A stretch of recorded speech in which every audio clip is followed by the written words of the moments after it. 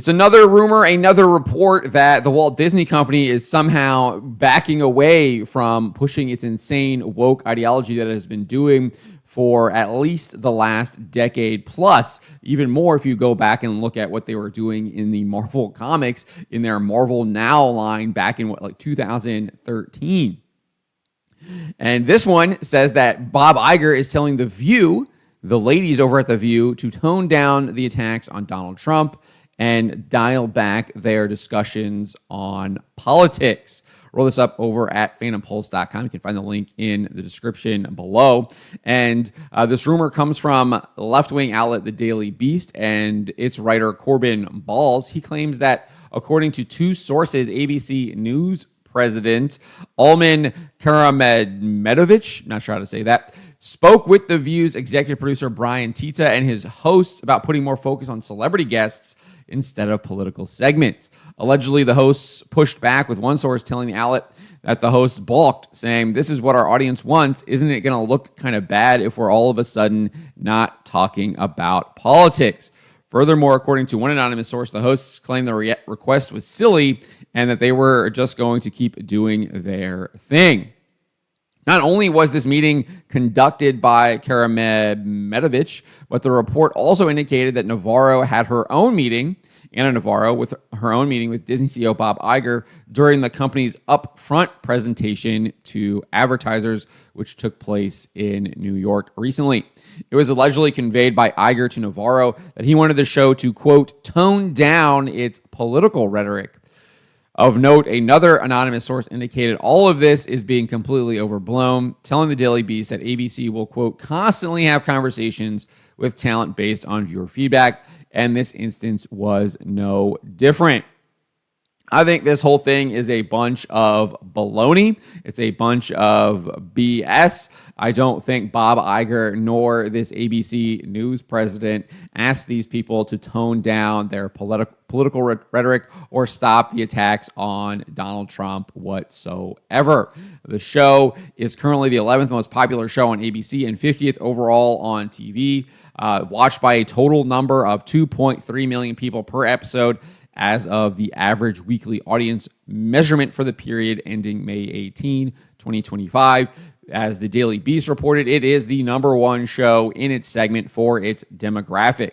If you look at the show's YouTube channel, Social Blade reports that it garnered 13.7 million views over the last 30 days and has a weekly average of 2.1 million views. And then if you actually look at their YouTube channel, some of its most viewed videos on YouTube are political videos, such as a discussion on Kristi Noem's recent congressional appearance and a number of videos about Joe Biden's cognitive decline and cancer diagnosis, as well as President Trump's recent meeting with the president of South Africa. So I think it's just absolute BS that they were told to tone this down. This is what this show is. They've been doing this for a very long time.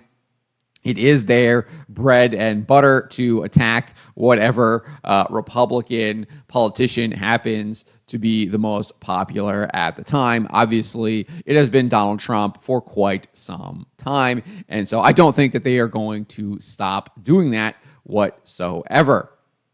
And we haven't really seen the Walt Disney Company make any kind of concessions anywhere else in any of their programming. I think they actually opened up Stephen A. Smith to do more political discussions over on ESPN and on his YouTube channel. So the idea that they're telling The View to tone it down and at the same time telling Stephen A. Smith to be more political doesn't really make sense. You can look at their recent movies and television shows. They're still cranking out woke garbage left and right. They recently greenlit a sex-swapped Holes television show, that movie that Shia LaBeouf was in, where he's a high schooler and he gets sent to a camp to dig a bunch of holes out in the middle of this desert. Well, they are sex swapping all of those characters, all of them.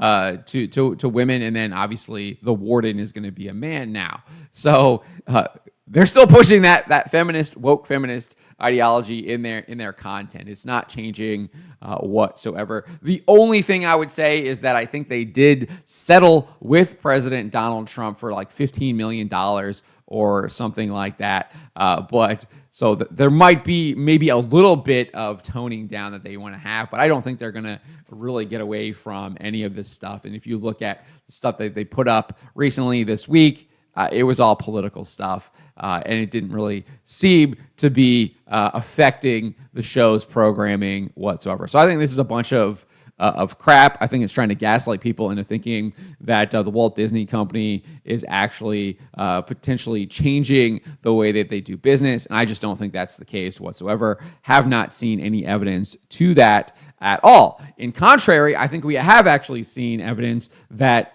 company like Amazon does look like it might be changing what it is doing. They axed their head of Amazon MGM Studios, Jennifer Salke, and then 2 months later, they're shutting down one of the most woke television shows that they've made in The Wheel of Time. So potentially seeing some change there. And now you could point to the fact that they axed The Acolyte, etc., but I'm not sure if that is a point of reason, given the fact that they had literally just put it out last year, right? And again, another evidence that they're pushing this radical woke ideology still in their content in the last year. But let me know what you guys make of this. Let me know in the comments below. Remember to always be charitable, especially to each other, and to always, always speak the truth.